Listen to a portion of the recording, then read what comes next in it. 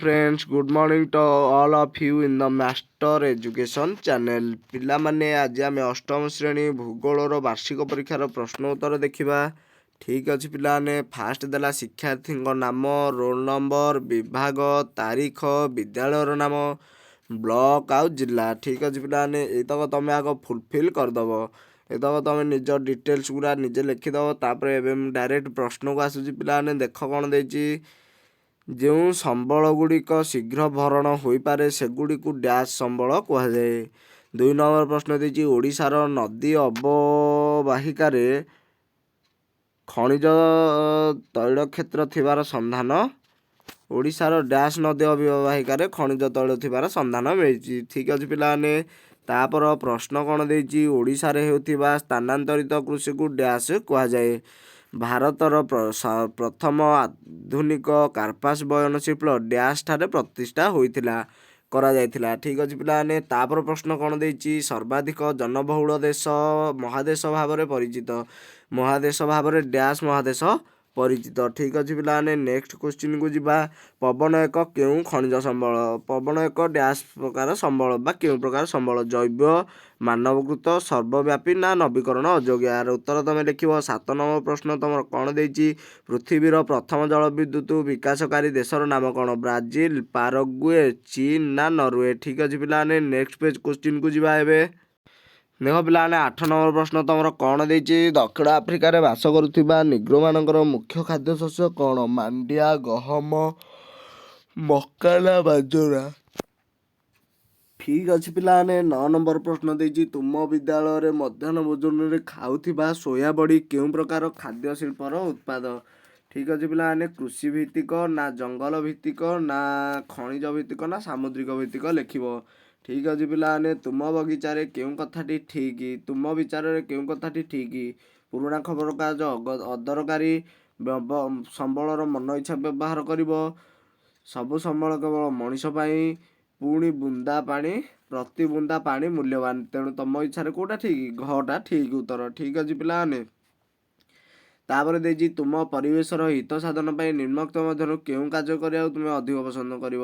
ନିଜ ଜନ୍ମଦିନରେ ଗଛ ଲଗାଇବ, ନିଜ ଘରେ ପକ୍ଷୀଙ୍କ ପାଇଁ କୃତ୍ରିମ ବର୍ଷାର ବ୍ୟବସ୍ଥା କରିବ, ଜାଳେଣୀ ପାଇଁ କାଠର ଅଧିକ ବ୍ୟବହାର କରିବା, ବନ୍ୟପ୍ରାଣୀ ଶିକାର ବିରୁଦ୍ଧରେ ଅନ୍ୟକୁ ବୁଝାଇବା। ତେଣୁ ଉତ୍ତର କ'ଣ ହେବ ପିଲାମାନେ? I ଆଉ IV, ଏଇ ଉତ୍ତରଟା ଠିକ୍ ଉତ୍ତର ହେବ। ଠିକ୍ ଅଛି ପିଲାମାନେ, ତାପରେ କ'ଣ ଦେଇଛି, ତୁମେ ଏହି ଚିତ୍ରଟି ଦେଖି କେଉଁ ରାଜ୍ୟର ପ୍ରମୁଖ କୃଷି ବିଷୟରେ ତୁମ ସାଙ୍ଗକୁ ବୁଝାଇ ପାରିବ? ପଞ୍ଜାବ ନା ହରିୟାଣା ନା ଆସାମ ନା ମଧ୍ୟପ୍ରଦେଶ? ଠିକ୍ ଅଛି ପିଲାମାନେ, ଏବେ ନେକ୍ସଟ ପେଜ୍ କ୍ୱେଶ୍ଚିନ୍କୁ ଯିବା। ତାପରେ ପ୍ରଶ୍ନ ଦେଇଛି, ଯୋଡ଼ିଟାକୁ ଲେଖିବ ପିଲାମାନେ। ମୃତ୍ତିକା ଦେଇଛି ଅଜୈବ ସମ୍ବଳ, ଉଦ୍ଭିଦଟା କ'ଣ ଲେଖିବ? ଠିକ୍ ଅଛି ପିଲାମାନେ, ଓଡ଼ିଶାର ଶିମିଳିପାଳ କର୍ଣ୍ଣାଟକର କ'ଣ? ବୃଷ୍ଟିପାତ କୃଷି ପଦ୍ଧତିର ନିବେଶ। ଜଳସେଚନଟା କ'ଣ ପିଲାମାନେ ଲେଖିବ? ଘଣ୍ଟା ତିଆରି କ୍ଷୁଦ୍ର ଶିଳ୍ପ। ତାହେଲେ ଭାରୀ ଯନ୍ତ୍ରପାତି ତିଆରିଟା କେଉଁ ଶିଳ୍ପ ଲେଖିବ? ସମତଳ ଅଞ୍ଚଳରେ ଜନବହୁଳ, ମରୁ ଅଞ୍ଚଳରେ କ'ଣ ଲେଖିବ? ଠିକ୍ ଅଛି ପିଲାମାନେ, ତାପରେ ଦେଇଛି ସଂକ୍ଷିପ୍ତ ଟିପ୍ପଣୀ ଲେଖିବ ପିଲାମାନେ। ପ୍ୟାଟେଣ୍ଟ ଦେଇଛି ଆମର 18 ନମ୍ବର, ତାପରେ ଜଳଚକ୍ର, ତାପରେ କୃଷି ଉନ୍ନୟନ। ଏବେ ନେକ୍ସଟ ପେଜକୁ ଯିବା ପିଲାମାନେ। ଦେଖ ତାପରେ ପ୍ରଶ୍ନ କ'ଣ ଦେଇଛି, କନ୍ୟା ହତ୍ୟାର 2ଟି ପ୍ରମୁଖ କାରଣ ଲେଖିବ। ଠିକ୍ ଅଛି ପିଲାମାନେ, ତାପରେ 22 ନମ୍ବର ପ୍ରଶ୍ନ ଦେଇଛି, ଭାରତୀୟ ସ୍ୱାଧୀନତା ସଂଗ୍ରାମରେ ନରମପନ୍ଥୀ ମାନଙ୍କର କାର୍ଯ୍ୟକଳାପ ସଂକ୍ଷେପରେ ବର୍ଣ୍ଣନା କର। ଠିକ୍ ଅଛି ପିଲାମାନେ, ତାପରେ ପ୍ରଶ୍ନ ଦେଇଛି, ଷ୍ଟାମ୍ପ ଆଇନ କେବେ ଓ କାହିଁକି ପ୍ରଣୟନ ହୋଇଥିଲା? ଠିକ୍ ଅଛି, ଏବେ ନେକ୍ସଟ ପେଜ୍ କ୍ୱେଶ୍ଚିନ୍କୁ ଯିବା ପିଲାମାନେ। ତାପରେ ପ୍ରଶ୍ନ କ'ଣ ଦେଇଛି, ଦେଖ ପିଲାମାନେ, ଭାରତୀୟ ଜାତୀୟ ରାଜନୈତିକ ଦଳ କହିଲେ କ'ଣ ବୁଝ? ତୁମେ ଯଦି ଜିଲ୍ଲାପାଳ ହୋଇଥିବ ତେବେ ମୁଖ୍ୟତଃ କେଉଁ କାମ କରିବ? ଠିକ୍ ଅଛି ପିଲାମାନେ, ନେକ୍ସଟ ପେଜ୍ କ୍ୱେଶ୍ଚିନ୍କୁ ଦେଖ।